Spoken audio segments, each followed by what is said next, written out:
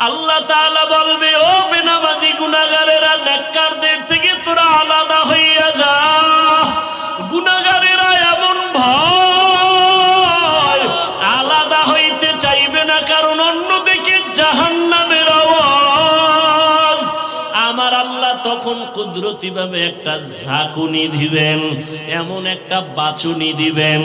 বাচুনি দেওয়া মাত্র গুনাহগার গুলো বাতাসের মতো উড়িয়া উড়িয়া জাহান্নামের দরওয়াজায় হাজির।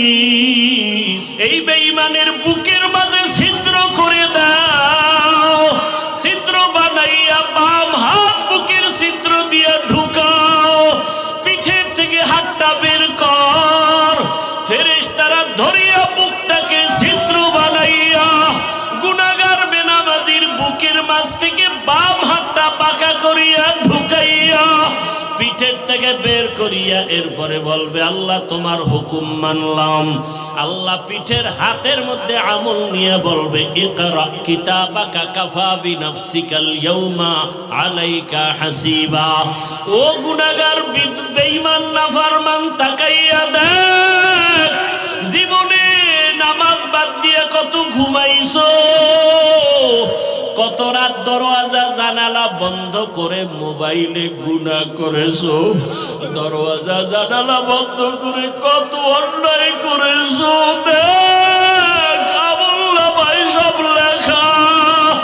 ওয়াউজিআল কিতাবু ফাতারাল মুজরিমিনা মুশফিকিনা মিম্মা ফীহি ওয়ায়াকুলুনা ইয়া ওয়াইলাতানা মা লিহাযাল কিতাব লা ইউগাদিরু সগীরাতাও ওয়ালা কাবীরাতান ইল্লা আহসাহা ووجدوا ما عملوا حاضرا ولا يظلم ربك أحدا। নবীজি বলেন, উম্মতেরা, জাহান্নামের আগুন দুনিয়ার পানি ছাড়া পানিতে ঠান্ডা হবে না। দুনিয়ার ঘরে আগুন লাগলে পানি ছাড়া যেমন ঠান্ডা করা যায় না, জাহান্নামের আগুন চোখের পানি ছাড়া ঠান্ডা করা যাবে না। জাহান্নামের কথা স্মরণ করিয়া যদি কোনো বান্দা গুনাহ দিয়ে তাকাইয়া এক ফোঁটা চোখের পানি ছেড়ে ডাক দেয়, হে মালিক, আমার মতো গুনাহগার এই ময়দানে কেউ নাই। আমার গুনার খবর আমার ছেলে জানে না, আমার মেয়ে জানে না, আমার আত্মীয়রা জানে না। আমার মা বাবায় যদি জানতো আমি কত বড় অন্যায়কারী, আমাকে আর সন্তান বলে হাসি মুখে বরণ করত না।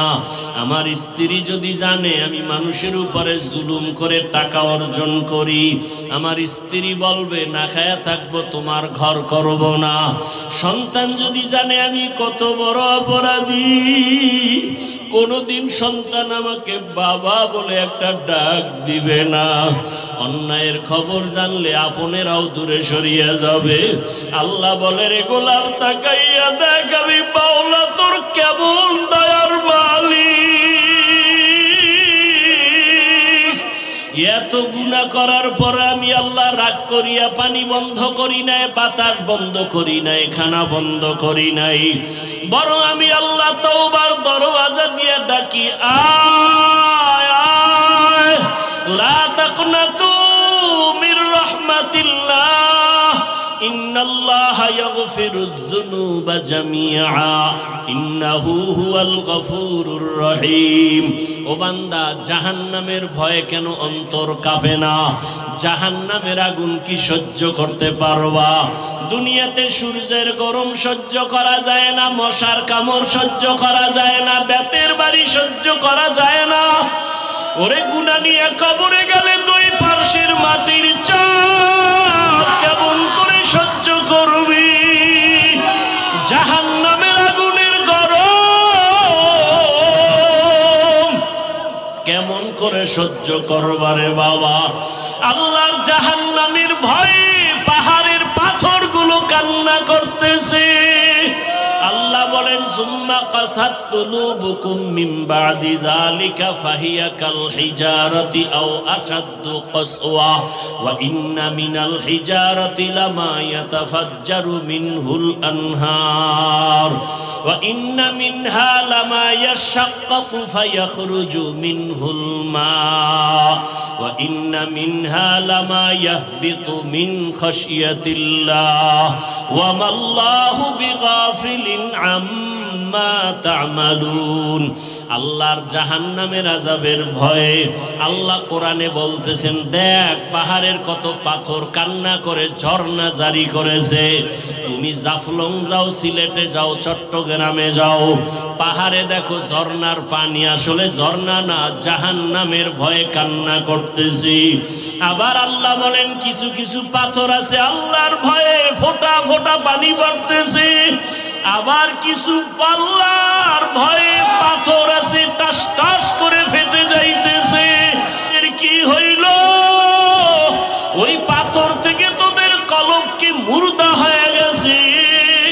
জাহান্নামের ভয়ে কেন তোর অন্তর নরম হয় না, চোখে পানি আসে না?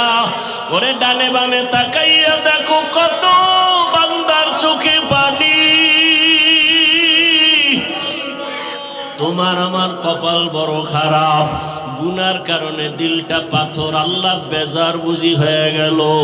এখনো সময় আছে, কান্না করে আল্লাহকে ডাক দাও, হে আল্লাহ গুনার কারণে বুঝি কপাল পুড়িয়ে গেল, চোখে পানি নাই, কান্নাওয়ালা চক্ষু দান করে দাও।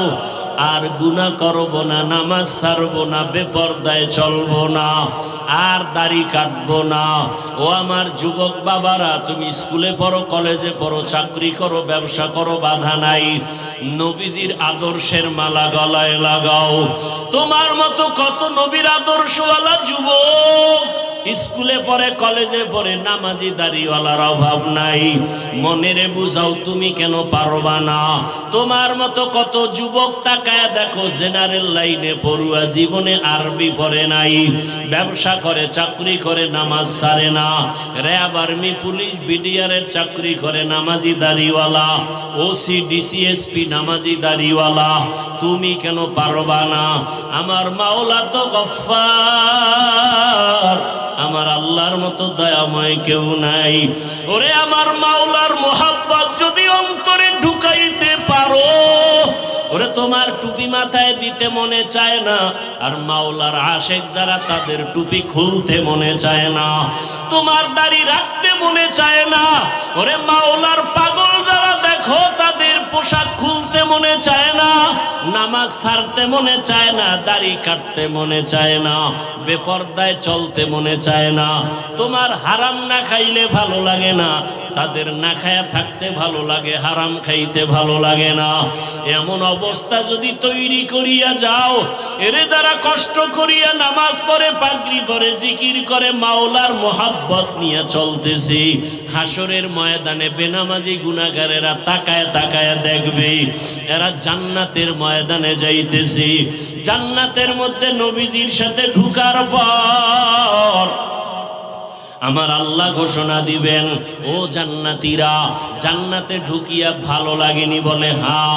তোমাদের আশা পূরণ হয়েছে কিনা? বলে হ্যাঁ। বলে তোমরা আল্লাহকে দেখছো নি? যেই জান্নাত চাইছো তার মালিকরে দেখছো নি? কয় দেখি নাই। দেখবানি? বলে হ্যাঁ দেখবো। যেই মাওলার জন্য এত পাগল হয়ে দৌড়াইলাম, আল্লাহর মোহাব্বতে নামাজ পড়লাম, রোজা রাখলাম, জিকির করলাম, তেলাওয়াত করলাম, ওই আল্লাহকে দেখতে মনে চায়। আমার আল্লাহ ঘোষণা দিবেন, ফেরেশতারা সুন্দর একটা স্টেজ বানাও, নবীদের হাজির করো, জান্নাতীদের ঘোষণা দিয়ে দাও, আজ আমি আমার আশিকদেরকে নূরের পর্দা উঠাইয়া আমি আমার মাওলার মোহাব্বতের আশিকদের সাথে মোলাকাত দিব।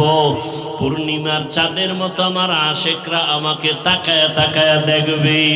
ও নবীর আশিকেরা, ওই মালিকের দেখার জন্য যদি অন্তরে তামান্না তৈরি করো, আল্লাহ ঘোষণা দিয়া বলেন তাহলে নেক আমল করো।